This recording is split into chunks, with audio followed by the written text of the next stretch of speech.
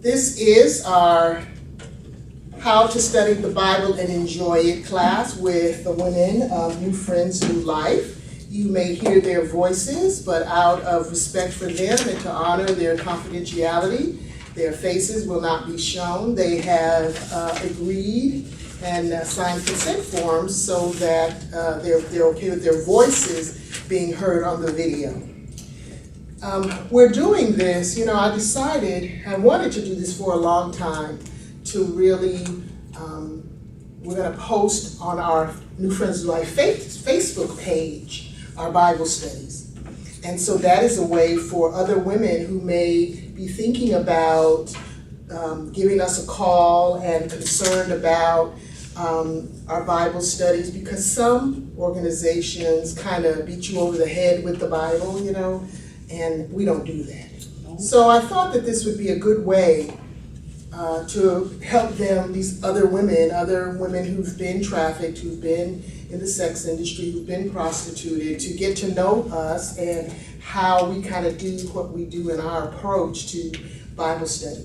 And I just thought this is the perfect class for that to happen, our Thursday night class. We also have a Wednesday night Bible class that's open to all of our women, and of course this class is too, but it is usually a bit smaller, and we just kind of have a lot of fun in here. So I am taking a break from our How to Study the Bible and Enjoy It piece. We have been in the book of Genesis for, about 6 months, right? But tonight I wanted to do something a little different. Tonight I'm going to do a class on a study on 7 C's of Bible study. 7 C's of Bible study, because I know that a lot of our women want to study the Bible. And someone asked me last night at our Wednesday night class, what's a good place to start? What's a good Bible, good book to start with?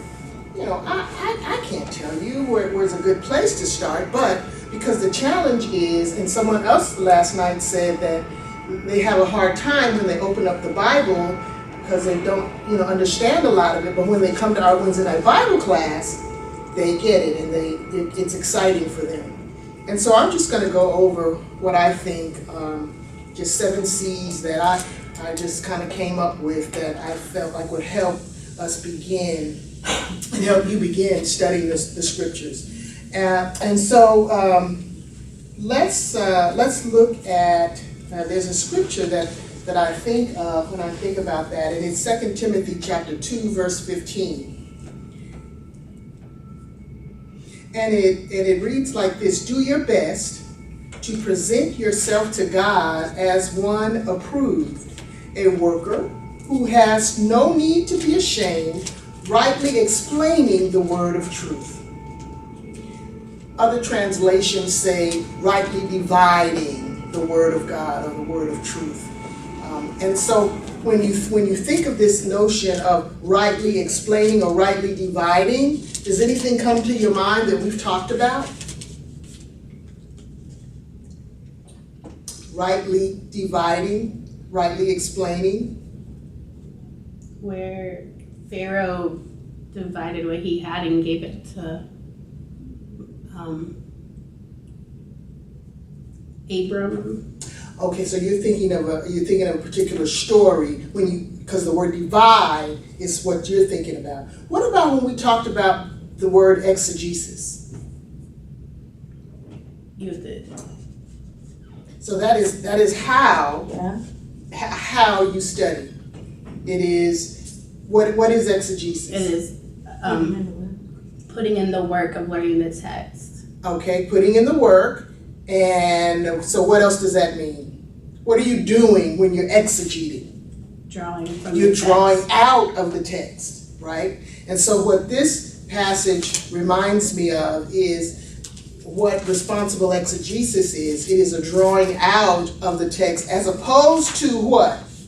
Eisegesis. Yes, as opposed to eisegesis, which is what? Interpreting the text out of context. Okay, all right. Not putting in the work, like not knowing any of the background. Come on with Doing that. the opposite, and there's a person's particular interpretation of the Okay, scriptures. so it's a Well, person's- so basically, you're just copying it down. I mean, you're not really putting no work into it. Well, and you're putting in your own private, personal interpretation, right? So what we want to do is responsibly exegete the text. Okay, not perfectly, because no one has a perfect understanding of the Word of God. Some people may think they do, but no one does, right? I had a professor when I was a student at divinity school, and Dr. Tony Craven would say, she would always say, the door of exegesis is never closed. So there's always something more to learn. There's always something more to see in the text than what we see, right?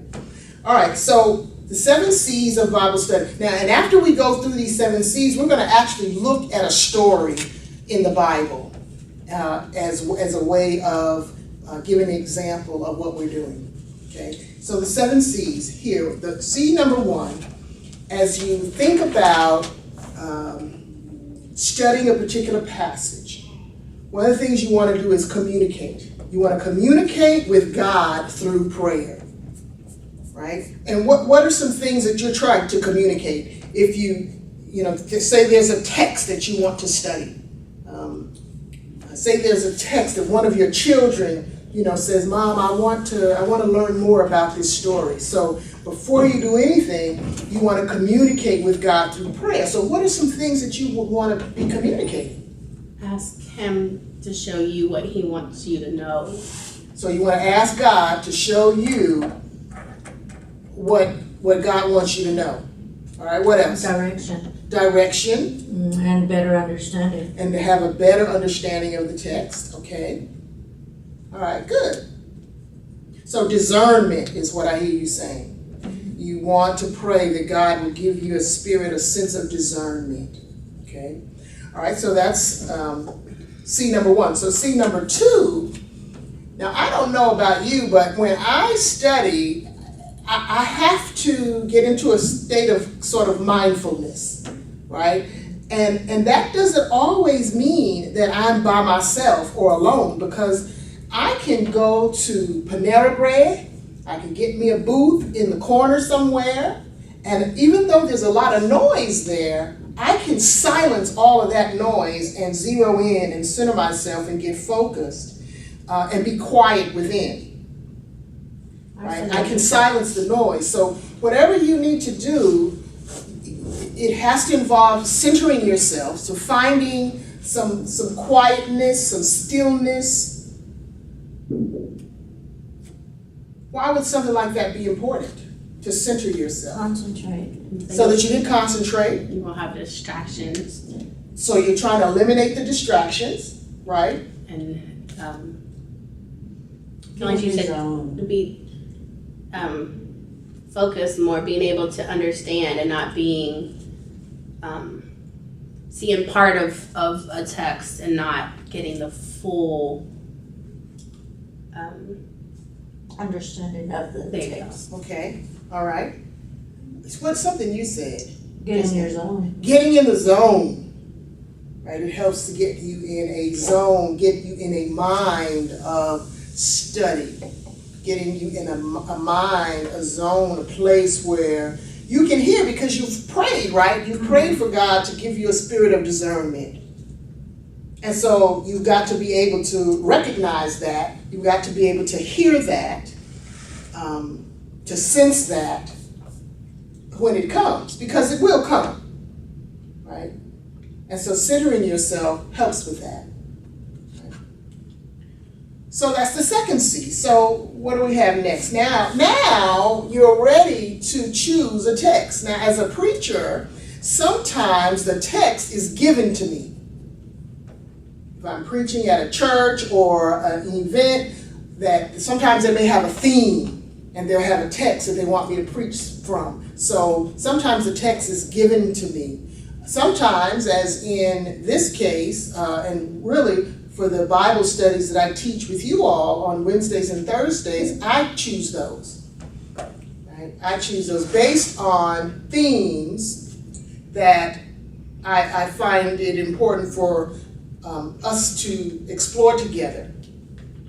And so, however you do it, there is going to be the choosing of a text. Now, here's a problem that I have. I have a problem.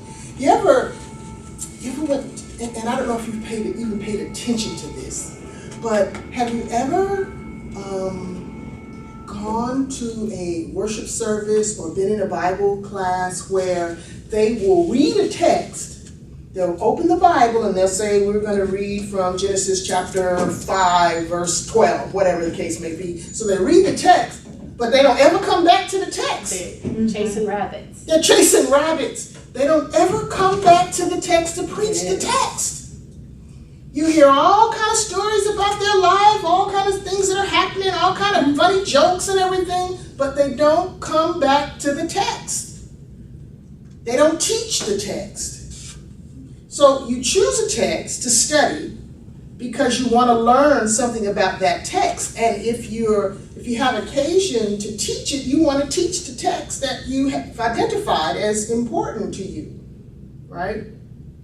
And so even as you're listening, because and we've talked about this before, what I want you ladies to have is this critical ear.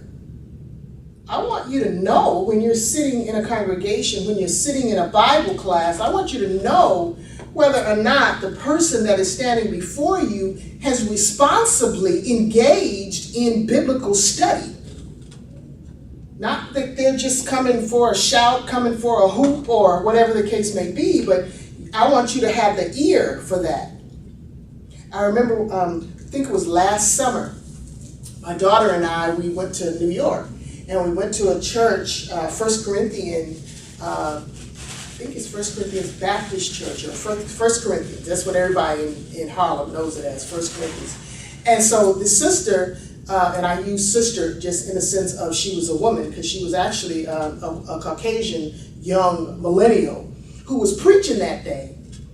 And I mean, she was working that text, boy. It was it was thrilling. It was exciting for me to hear. And India, my daughter, said, Mama, that girl, that young lady has some education.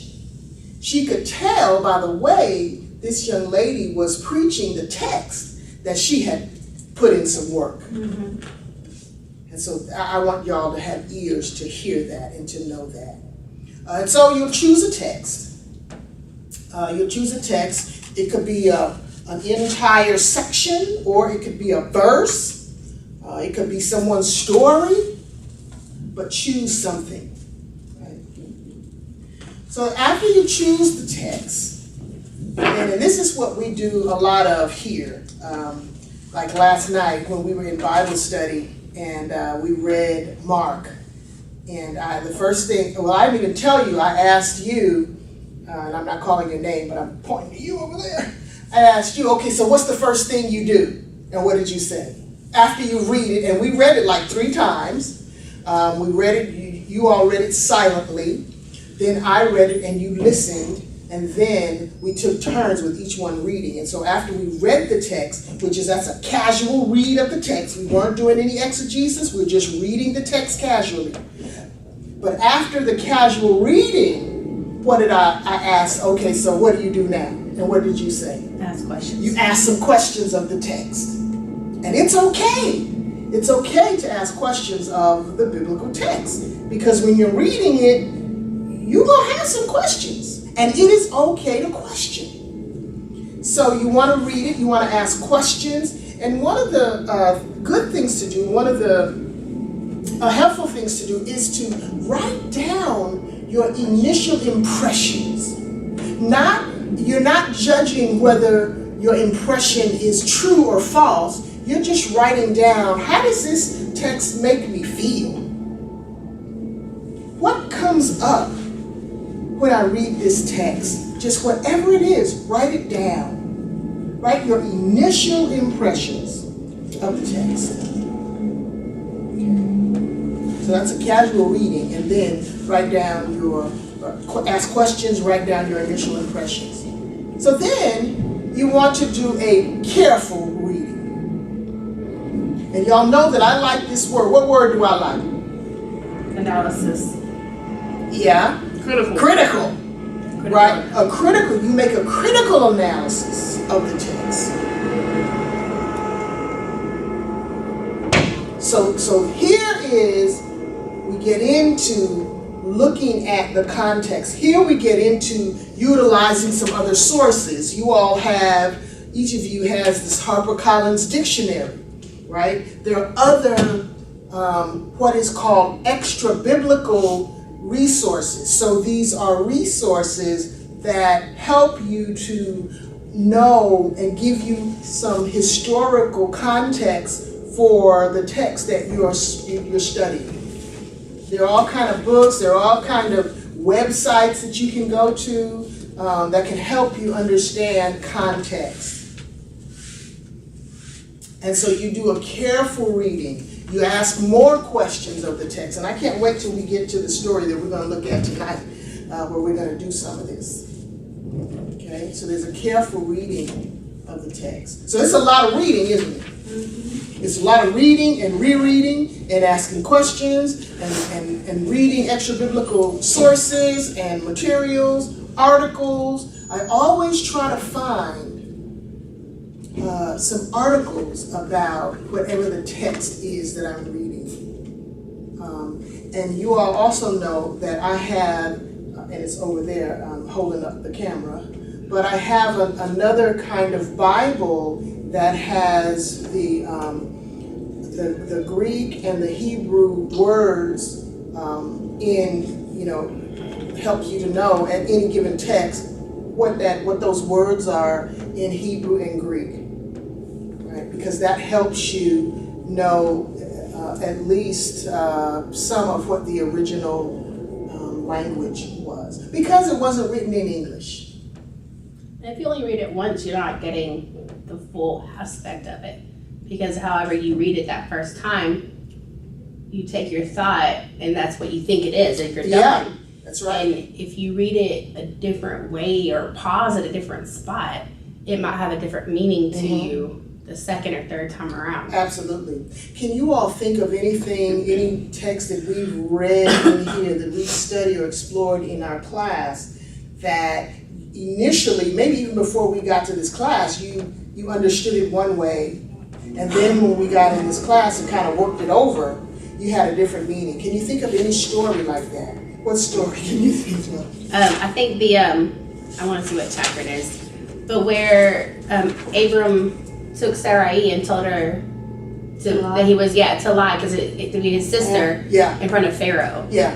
Because I've heard that story many times prior. Yeah. And never came out with the identification of what it is and what I learned from it, like I did here. Okay. Can you recall what you thought of that text prior to our exploring it?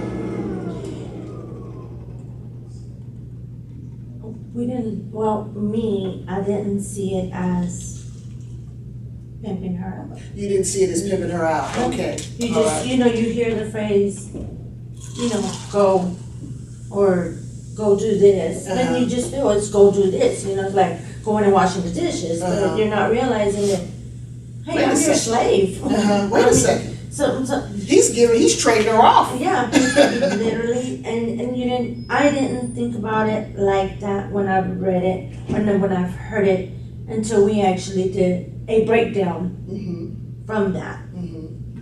Okay. So. I know for me it was the fact that I never womanized Sarai and gave her that power of being a woman. Wow. She was just Abram's wife. Wow. And I've never heard it preached to the fact of that she might have struggled with the fact she didn't have an option. I've never had conceived the idea that the lack of options she had, or the lack of choice, that might have bugged her. Okay. Yeah. Good. All right. So that's and that is a critical reading of the text. It's looking at it through a different lens than just surface and superficial. Right? So you engage in a careful reading of the text, and then I think this is the 6th C we're at. The 6th C is what helps to bring it home is to craft a story of the passage in your own words based on what you study. So it's you read a text. Let's take this text of Abram and Sarai, right? Somebody late. Yeah. Somebody late. Yep. What's going on? Go sit down. We're recording this class. That's okay. Find your spot. You want to go get something to eat? Did you turn off that? Did you turn off the? Okay. Yes, I did tell you. Yeah, she told me you were coming. I was wondering, where is she? Okay. I didn't get off of work to 6. Okay, that's okay. If you want to go ahead and get something to eat, you can do that. Okay, And then thank just you. come sit back down. All right. All right. But I'm glad you're here. Thank you. I'm glad to be back. I know you are. Oh, it's locked. Uh-oh. We locked in? Did your son lock us in here? Oh my goodness. Okay. Thank you. All right. Was that you that locked the door? No. Okay. I'm gonna edit this part out of the video. Yeah. Uh-huh. Yeah, he's trying. She said it might have been housekeeping. Maybe it was housekeeping. Okay, so to craft the story is to tell what the verse, the passage or the narrative is about in plain and simple language, your own words. And part of that is looking at how the original audience might have heard and understood it. Right? That has to do with context. How might they have understood what this text was about? But then how do I hear it? And so you tell that story. And we did that so vividly when we were reading the story of Abram and Sarai, when they when Abram told Sarai to lie and say that she was his sister, and Pharaoh, the text says, took her as his wife. And we looked at that, and you could really connect with that. All of you could connect with that, because what we saw was a man prostituting his wife, right? In a very nonchalant way. Yes, in a very that's what we saw. To protect himself from an irrational fear, or maybe it was rational, but it was a fear, but she became a victim.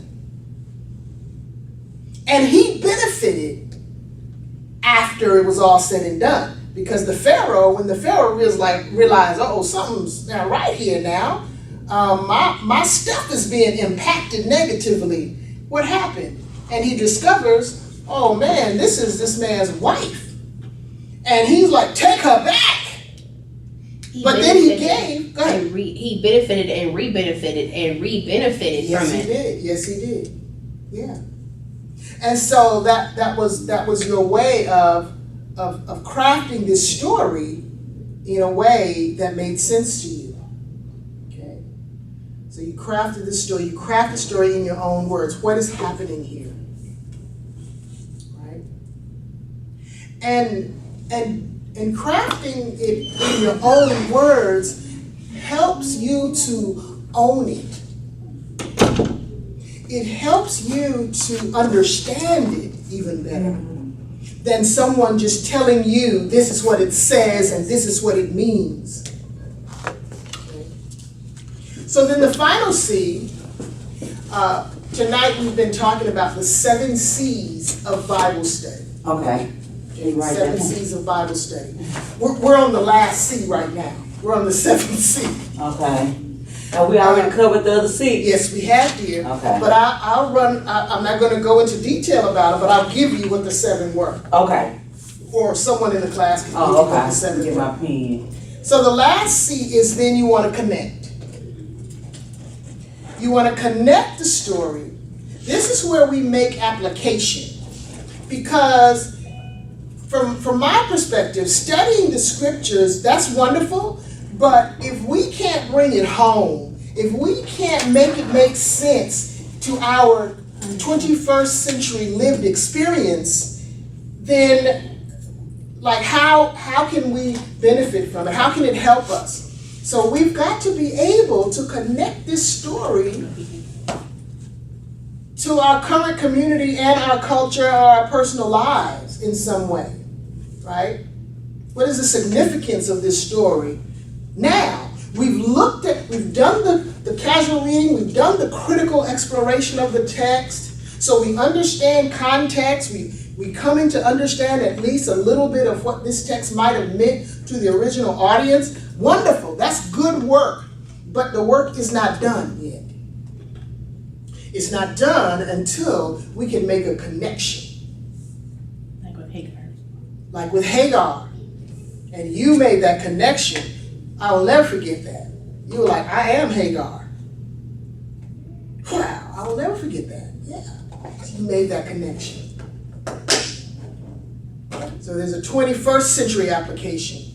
There are spiritual principles in the text. There's truth to be understood in the text, obeyed or lived out. You know, what are some truths that we find in the text of Abraham and Hagar and Sarah? That whole relationship. What are some truths in there? Right. So that's what you're wanting to make that connection. Okay. Do you want to tell my other friend over here what the 7 C's are? Do y'all want to do that? How about you do the first 3? Oh, she's copying your paper. Mm-hmm. Okay. So I'm just writing it down. Then I'll go back and put in what she said. Okay. All right. Okay. All right. So, do you have any questions about those 7 C's? Any of them?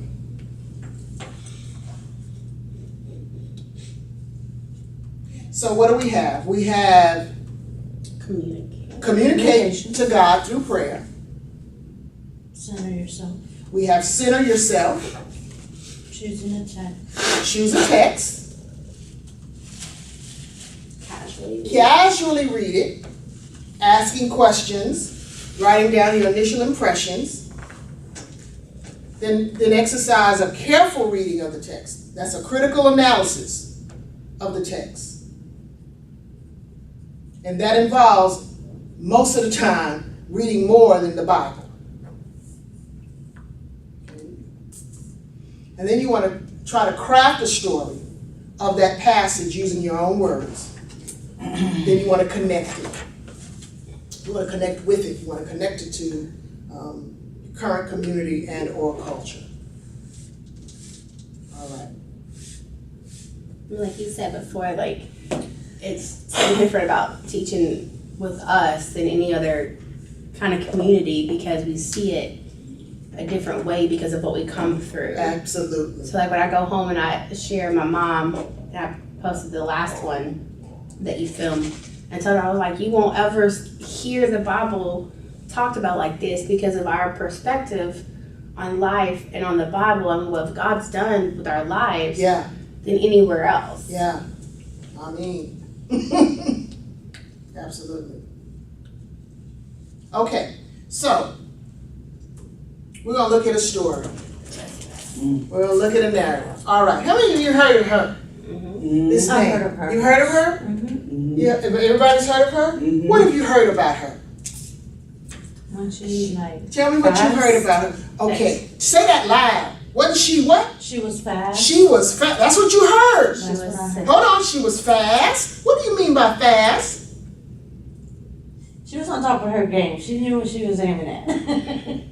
Okay. That's what I heard. Okay, tell me more about what you mean by fast. She was fast. Because growing up, when I would hear the word fast, sometimes that would mean that, she might be sexually